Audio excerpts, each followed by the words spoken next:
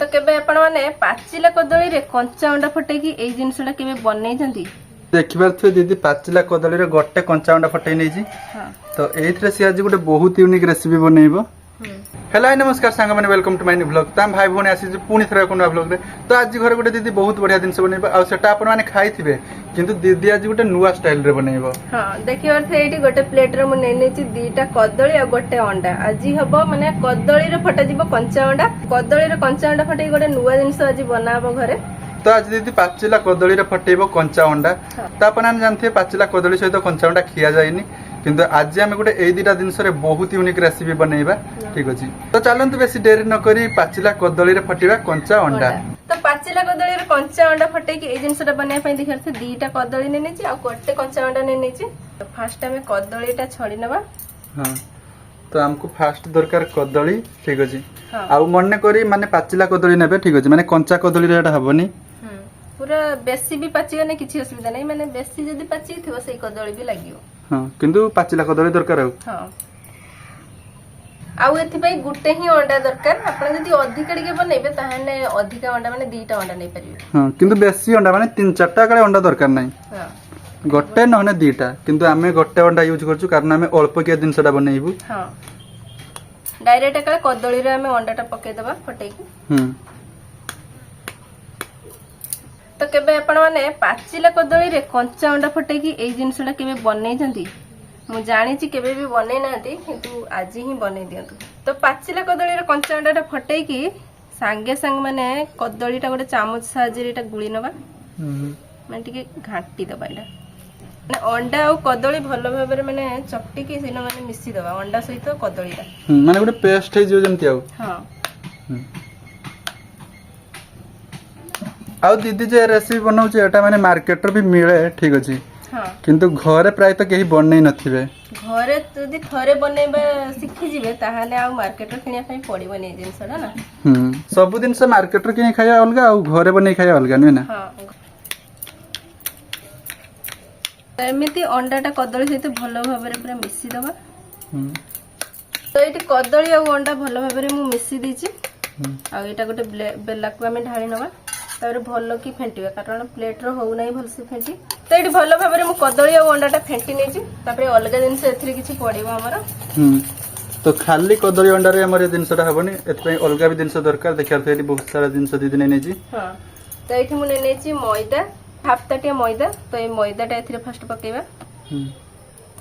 तापरे पकेबा cocoa powder गोटे छोटो ताटिया रो हाफ ताटिया हबो कोको पाउडर।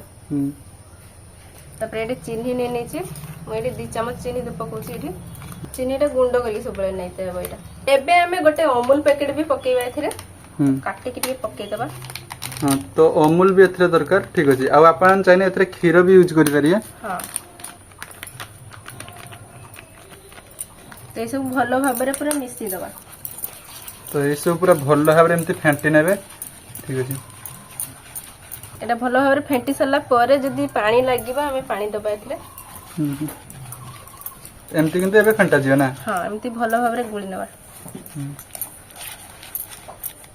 अल्प टिके टिके खाली पानी देके हमें एटी गुळीबा माने अल्प अल्प पानी दे गुळिया जेमती माने पानी हबनी ना। ना देखियो अर्थ एटी मु केमिति गुळौची तो एटा केमती रहिबा दरकार सेटा भी दीदी आपन को कहिबो। ठीक अछि हां तो एमती सबले अल्प अल्प पानी देके एटा फेंटीबे।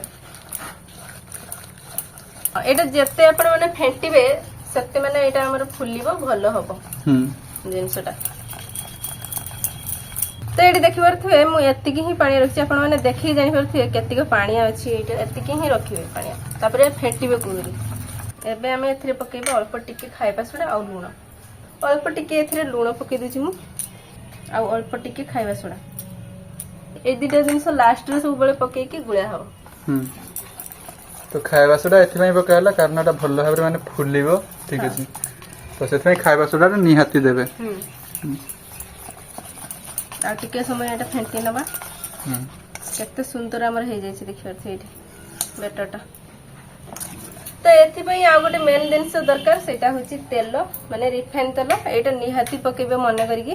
तो एटा टिके लास्ट रे हमें पके देबा रिफाइन तेल गोटे पूरा बड़ चम्मच।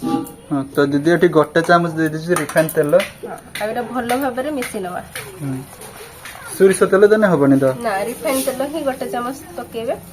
तो एबे देखिए बेटरटा केते स्मूथ हो जाई पूरा। हाँ तो आपण मैंने देखिकी जानी पारुथिबे जे मु आज गोटे केक बनाउची सेथिबे देखि पारुथिबे गोटे प्लेट नै नैची तो सेथिरे हमें पकेबा ए कागजटा तो आम गोत्र माने बटर पेपर नाही सेथिबे एथिरे कागजटा सेथिरे टिके तेल लगै कि हमें एटा देना एथिरे हमर केकटा भलारे उठी जिवो ना। हां आपण जाने बटर पेपर भी नै परिबे। तो एबे हमें प्लेट रो तेलटा भलो भाबरे लगै दिछि तो हमें कागजटा भी ता ऊपर रखि देबा। आउ कागजटा सब बेले माने जेनो बसेबे केकटा सेही रकम का मापर माने कागजटा काटिबा पई पड़ियो एटा। माने सेही साइज रो काटते हबा। हां तो दीदी रे सब जिनस रेडी हो जाई तो एबे से बनाइबा गोटे परफेक्ट केक ठीक अछि। तो एबे किस करिया एबे हमें केकटा ढाली लबा इनको। तो प्लेट को केक बैटरटा भलारे ढाली नबा देखियते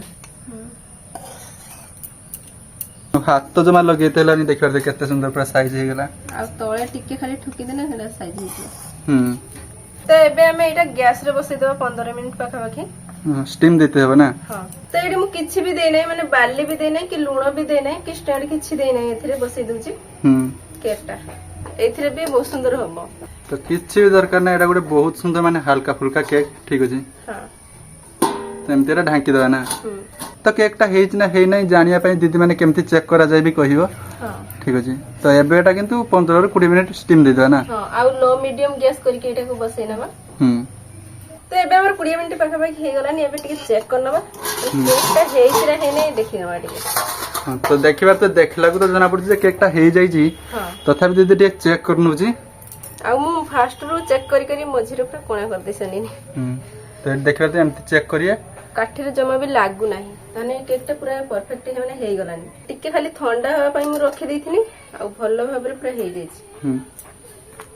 तो एबे हमें केकटा गोटे प्लेट को काढी नबा।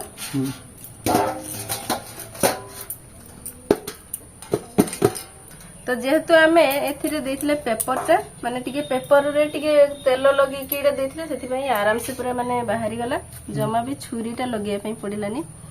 आ पेपरटा एबे हमें काढी नबा। हां तो देखिबार तो केते सुंदर हमर गोटे केक हे जाई जी। इतने सुंदर पूरा स्पंजी भली हमर केकटा बनछि अपन माने एडी देखि परथि। तो एडी देखि के अपन माने जानि परथि केकटा केते स्पंजी आ केते नरम बनछि पूरा। पूरा परफेक्ट केक हे जियो। हां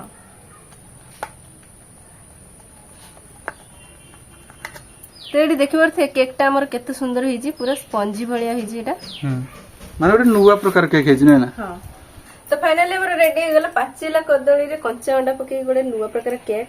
आ नुवा प्रकार केक एटा कहिबानी कारण केक रे ही अंडा पड़े। तो बहुत सुंदर ही केक आ बहुत नरम भी केक अछि ठीक अछि। तो एबे बेसी देरी न करी माने टेस्ट करिया देखै यार टेस्टटा केमति छी। तो तू उठे खाऊ खाउ छी मोरे पूरा बढ़िया ही छी। तो बहुत सुंदर केक ही आ टेस्ट पूरा जबरदस्त ही माने मार्केट रो जेमति केक टेस्ट आसे पूरा सेमति ही। तो थाउ आजकार वीडियो एतिके थिला अपन माने लाइक करंतु चैनल को जदि न आस्ते त सब्सक्राइब करंतु। रजबाई